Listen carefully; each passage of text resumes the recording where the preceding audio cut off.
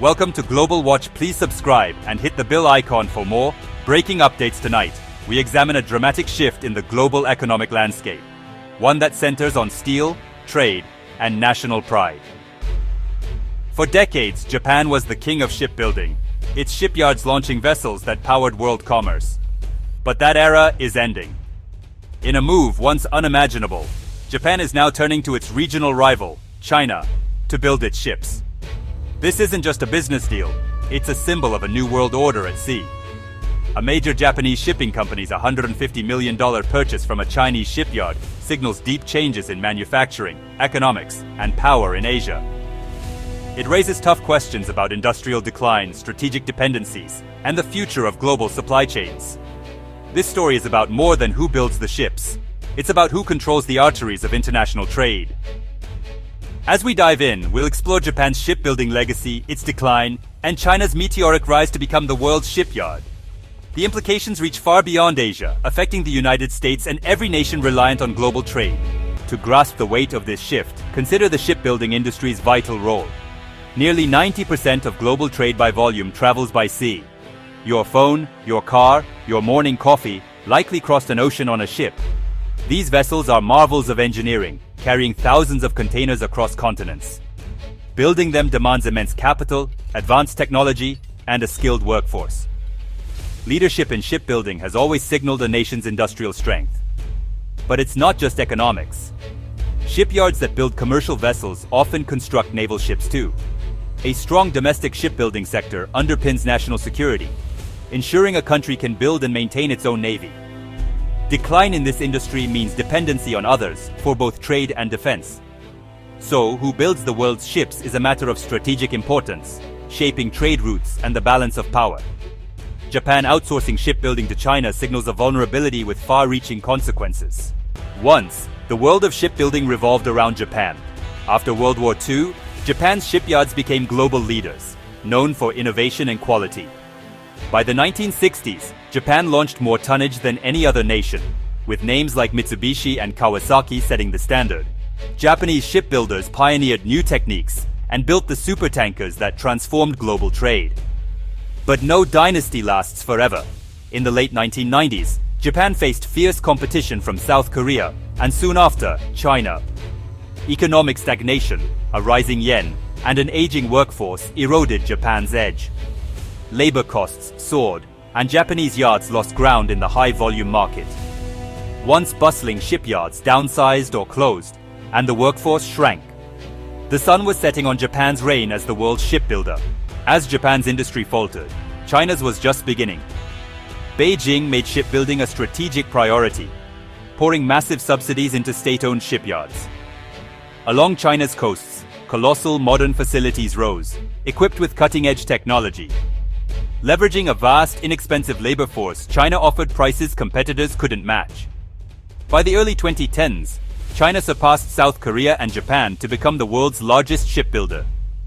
Chinese yards rapidly closed the quality gap, winning orders for even the most complex vessels. Today, China builds two-thirds of the world's ships by deadweight tons, dwarfing Japan's share.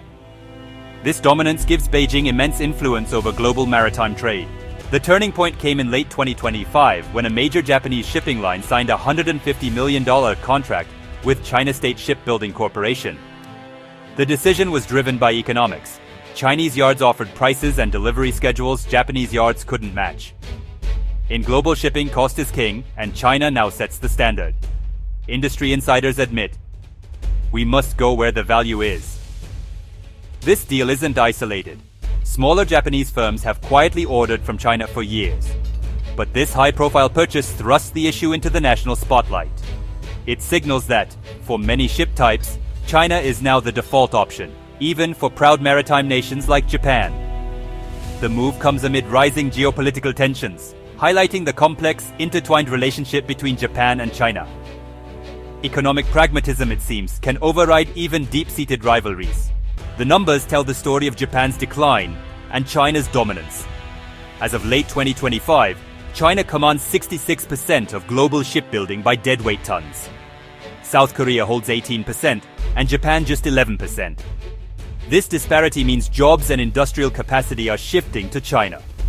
Japanese shipyards, once employing hundreds of thousands, now struggle with an aging, shrinking workforce. In contrast, China's sector employs millions and supports entire regions. The China State Shipbuilding Corporation, now the world's largest, has a full order book stretching years ahead. Japanese yards face uncertainty, with fewer orders and a thinning pipeline. Even Japan's biggest shipping lines acknowledge the new reality, though US policy is complicating purchases from China. The US has blacklisted CSSC and introduced legislation to steer contracts to allies like Japan and South Korea. These moves are clear attempts to counter China's dominance and shore up allied industrial bases. The global shipbuilding race is no longer a three-way contest. It's China's game to lose. Japanese firms buying ships from China sends shockwaves through economics, security, and alliances. Every ship built abroad means lost jobs and skills at home, weakening Japan's industrial base. The decline threatens Japan's ability to maintain a robust manufacturing ecosystem. Security risks loom large. Commercial and naval shipbuilding are deeply linked. A shrinking industry could leave Japan dependent on others for maritime defense. The US sees China's dominance as a direct threat and is pushing for a trusted network of allied shipbuilders. The Merchant Marine Allies Partnership Act aims to divert business from China to Japan and South Korea. Japan is caught between market forces pulling it toward China and security ties binding it to the US. Meanwhile, Japan is strengthening security partnerships, like transferring warships to the Philippines to counter China. The result: economic engagement with China, but security measures to contain it. Industry experts see the $150 million deal as a turning point. Dr. Emi Nakamura, maritime historian, calls it an admission that Japan has lost the bulk commercial market to China. She says Japan's future lies in high-tech, specialized vessels, like hydrogen-powered ships or autonomous cargo drones. Security analysts warn of the risks. When your rival builds your ships, they gain leverage. Jonathan Price, former US Navy captain, notes that commercial contracts with CSSC indirectly fund China's Navy. Shipping executives, however, are pragmatic. We order from the yards with the best price, quality, and delivery time. Lately, that's China. US policies like port fees on Chinese-built ships are causing uncertainty, but the industry's momentum is massive. Representative Ed Case argues that relying on China for shipbuilding undermines US maritime security. His proposed legislation signals a shift. Policymakers want to reshape market incentives for strategic reasons. The debate now centers on whether national security should override economic efficiency. The future of shipbuilding is at a crossroads.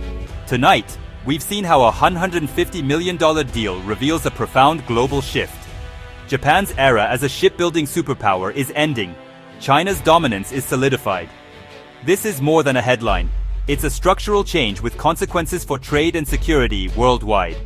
For Japan, the challenge is to reinvent its maritime industry. Can it lead in green and autonomous shipping? For the US, the question is how to counter China's dominance without disrupting global trade. The story is a case study in 21st century geopolitics, where economic interdependence and rivalry coexist. The future of shipbuilding and the balance of power will be shaped by the choices made in Tokyo, Washington, and Beijing. The tides of history are shifting, and the world is watching the sea.